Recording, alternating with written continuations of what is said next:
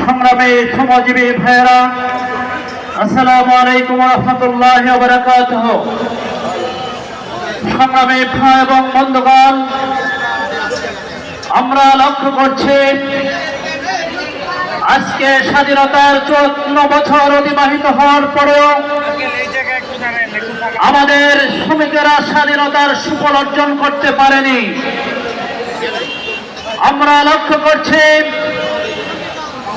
আমাদের শ্রমিকেরা তাদের কর্মস্থল, তাদের কার্যক্রম, তাদের শিক্ষা চিকিৎসা, তাদের জীবন পরিচালনার ক্ষেত্রে তাদের আকাঙ্ক্ষা কম হওয়া সত্ত্বেও আজকে তারা তাদের মৌলিক যেই অধিকার, তারা অধিকার থেকে বঞ্চিত রয়েছে। আমরা যদি স্বাধীনতার সুফল অর্জন করতে চাই, এই দেশটাকে উন্নতশীল দেশে পরিণত করতে চাই, তাহলে উন্নতশীল দেশে পরিণত করার জন্য যাদের মাথার ঘাম পায়ে পড়ে, যারা তাদের নিপুণতা দিয়ে দেশকে সমৃদ্ধ করার জন্য ভূমিকা পালন করে, সেই মানুষগুলোকে অবহেলায় রেখে দেশ কখনো উন্নতির শিখরে যেতে পারে না। দেশকে যদি উন্নতির শিখরে পৌঁছাতে হয়, শ্রমিকদের অধিকার রক্ষার জন্য ইসলামী শ্রমনীতি বাস্তবায়নের বিকল্প নেই।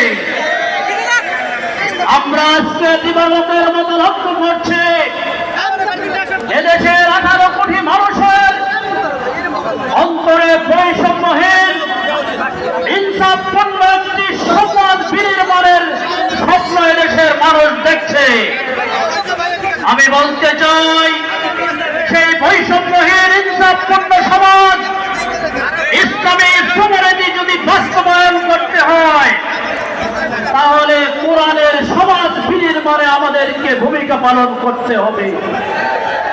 আগামী দিনে ইসলামী সমাজ বিনির্মাণের জন্য বাংলাদেশ শ্রমিক কল্যাণ ফেডারেশন, বাংলাদেশ শ্রমিক কল্যাণ ফেডারেশনের মূল সংগঠন বাংলাদেশ জামায়াত ইসলামী এদেশ পরিচালনার জন্য যে কার্যক্রম দরকার, যে কর্মসূচি দরকার, যে প্ল্যাটফর্ম দরকার, সকল কিছুই আজকে আমরা দেখছি আয়োজন করতে সক্ষম হয়েছে।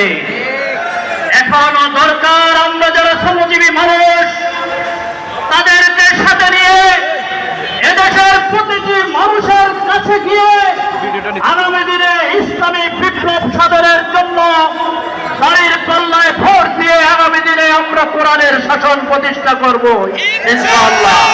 আল্লাহ আমাদেরকে সেই তৌফিক দান করুন। আমার তৌফিক ইল্লা বিল্লাহ। আসসালামু আলাইকুম ওয়া রাহমাতুল্লাহ।